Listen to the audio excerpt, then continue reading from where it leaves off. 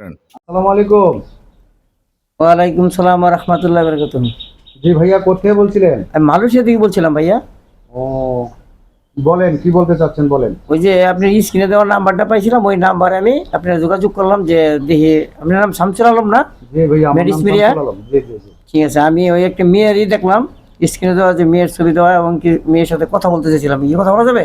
জি জি, কথা বলা যাবে, সমস্যা নাই। আপনি কি এখন কথা বলতে জি চাচ্ছেন? জি, এখনই আমার একটু কথা বলান। একটু লাইনে থাকেন, আমি আপনার গ্রুপে কথা বলাই দিচ্ছি। হ্যাঁ, হুম। ঠিক আছে, আমি লাইনে কথা বলাই দিচ্ছি। হ্যালো ম্যাডাম, একটু কথা বলেন তো। হ্যালো, আসসালামু আলাইকুম। ওয়ালাইকুম সালাম ওয়া রাহমাতুল্লাহি ওয়া বারাকাতুহু। আমি প্রবাসী থাকি মালয়েশিয়া।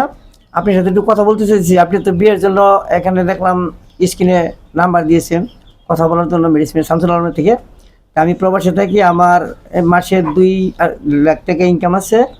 2 লাখ টাকা ইনকাম আছে। আপনি কি আমাকে দেখে পছন্দ করবেন কিনা, যার ফলে আপনারও একটা পছন্দ আছে। আপনি কেমন কি চাচ্ছেন, জামাই তা চাচ্ছেন? নিয়ে আপনি ঘটকের সাথে আলাপ করেন। আচ্ছা ঠিক আছে, তাহলে আপনি লাইন থাকেন, আমি করে ভাই।